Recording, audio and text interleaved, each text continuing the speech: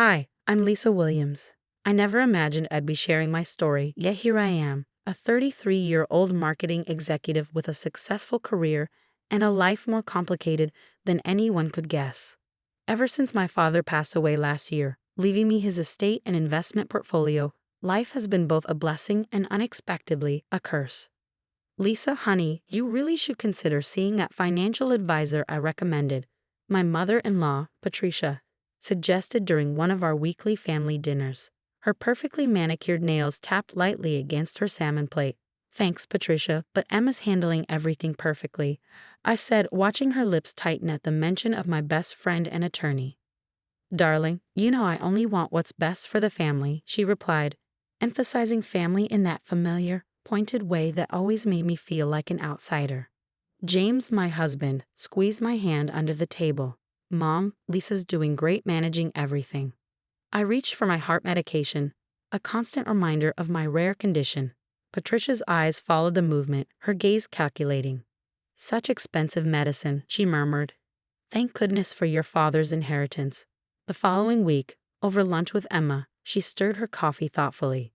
I'm telling you, something's off with Patricia, Emma said. The way she keeps pushing about your finances. She's always been controlling, but lately, I trailed off, recalling the latest incident. What happened? She reorganized my home office without asking. Said she was helping, but all my important documents were moved. Before Emma could respond, Michael, James's younger brother, appeared, looking uneasy. Hey, Lisa, Emma. Just wanted to check in. Everything okay? Yeah? Why?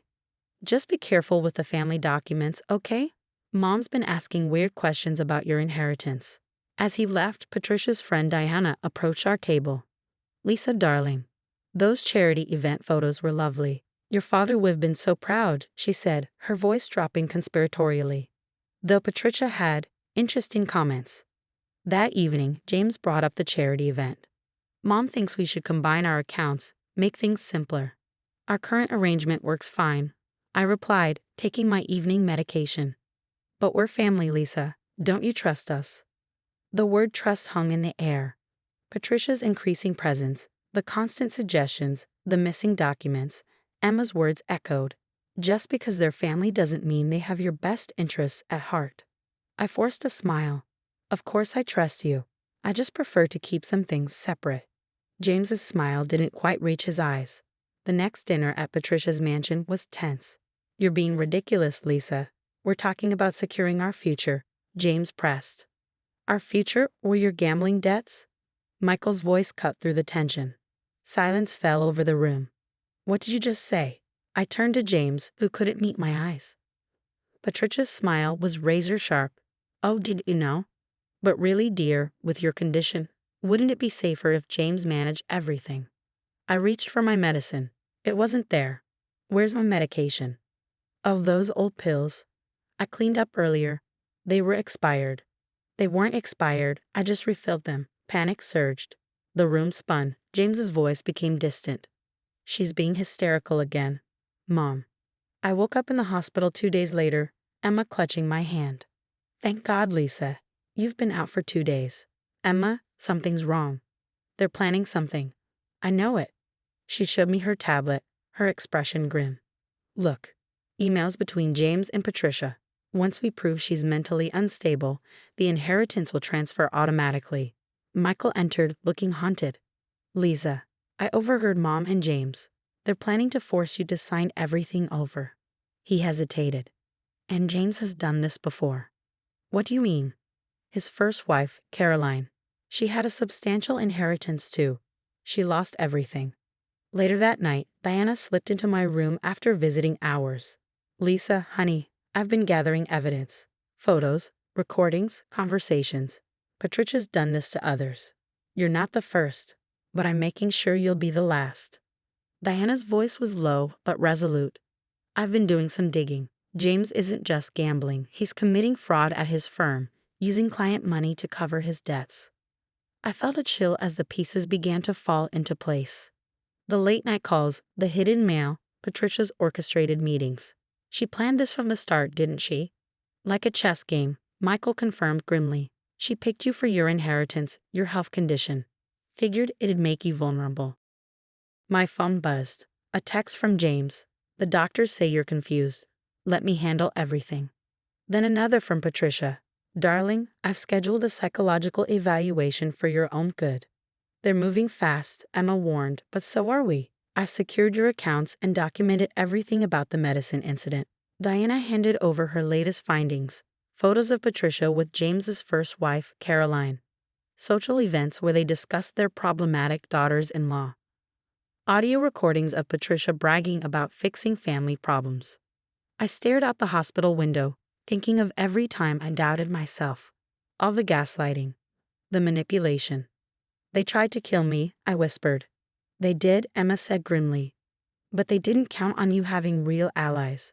We'll make this right, Lisa. They won't get away with it. Later, I played my part flawlessly. Of course you're right, James. I should rest more. My voice was soft, compliant, the image of a dutiful, weakened wife. Under the pillow, my phone recorded every word. That's my good girl, James said, kissing my forehead. Mom and I will handle everything. At Emma's office, we examined James' cloud storage. You wouldn't believe what I found, Emma said, eyes wide. Look at these transfers. I scrolled through the documents. He's been stealing from his clients for months. A text from Michael popped up. Mom's on the warpath. She's calling your boss right now. Minutes later, my boss called. Lisa, Patricia Anderson claims you're struggling with mental health issues. Actually, I said calmly, I've been documenting everything, including my medical records. Would you like to see them? Please do, he replied. And Lisa, she's tried this before with other employees. Next, a voice message from Diana. Patricia's telling everyone you're unstable. Don't worry, I've been sharing those honest moments from her charity events. People are starting to see her true colors. Michael met me at a secluded cafe. James lost big again last night, he whispered. He's desperate, taking even bigger risks with client money. How much? Millions, and Mom's helping him hide it. Another text from Emma. Found proof Patricia sabotaged your Marshall account presentation.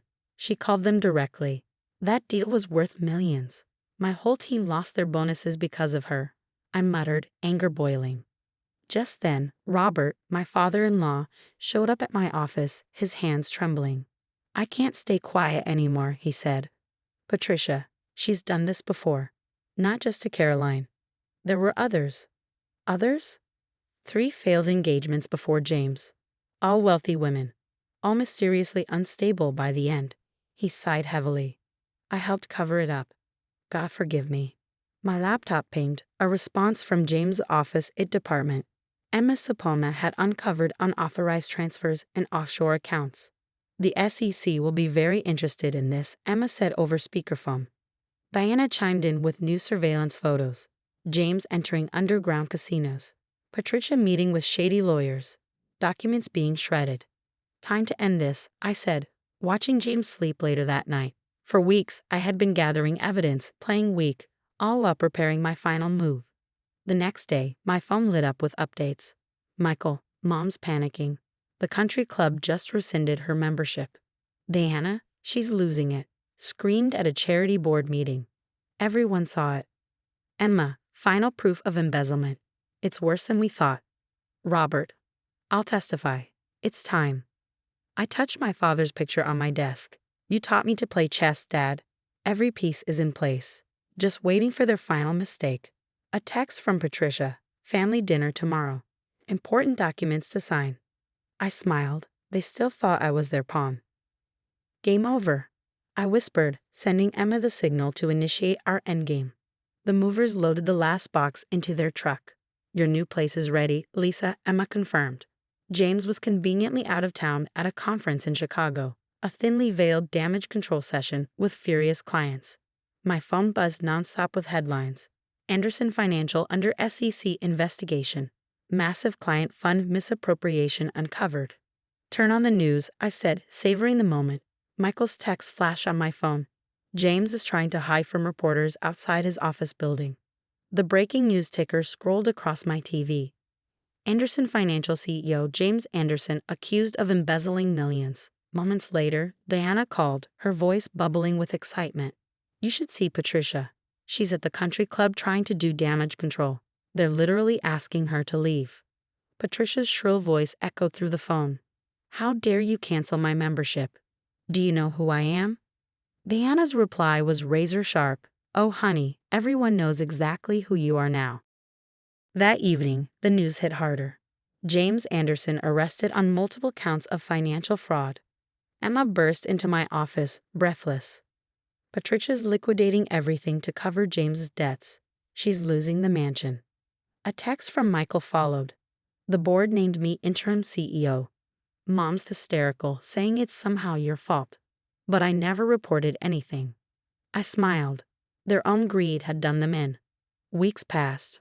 My marketing firm thrived and my newly launched foundation, Phoenix Rising, dedicated to supporting survivors of financial abuse, grew stronger every day. Your story has inspired so many, Emma said during our foundation's first meeting. 3 more of James' victims came forward. Diana forwarded me a video. Patricia was being escorted from her social club. She tried charging $50,000 in personal expenses to the charity board. Diana wrote, her tone laced with satisfaction. A letter arrived from Robert. Lisa, I'm sorry I didn't stop them sooner. James got 15 years. Patricia lost everything trying to save him. You were stronger than all of us. Later that evening, my assistant rushed in. Miss William, you've won the Community Leadership Award. Standing on stage, I gazed out at the crowd. Success isn't just about money. It's about surviving, thriving, and helping others rise. The applause was thunderous. A text from Diana buzzed. Patricia watched your speech from the community center's TV room. She looked destroyed. I touched the new bottle of heart medication safely stored in my purse. My health had improved dramatically since leaving that toxic environment. Michael's final text arrived. Mom had to sell her last designer bags. She's asking about James's prison visitor list. He declined to add her. I stood by the window of my beautiful new office, looking out over the city. Photos of my foundation's success stories and my firm's growing client list adorned the walls. A framed picture of my dad sat on my desk. You were right, Dad. The best revenge is living well. As I took in the view, I felt an overwhelming sense of peace. They were finally paying for their actions, not because of anything I did, but because their own choices caught up with them. I was free. I was thriving. Some were in a prison cell and a budget retirement home. They were living with the consequences of their choices. That's the thing about karma. It doesn't need your help. It just needs your patience. What would you have done? If you discovered your marriage was orchestrated from the start, would you expose them immediately? Or would you play weak, gather evidence, and let karma run its course like I did? Let me know your thoughts in the comments. If you enjoyed my story of survival and justice, don't forget to hit like and subscribe for more real-life stories about overcoming toxic relationships and emerging stronger. Remember, sometimes the best revenge isn't revenge at all. It's watching them destroy themselves while you thrive.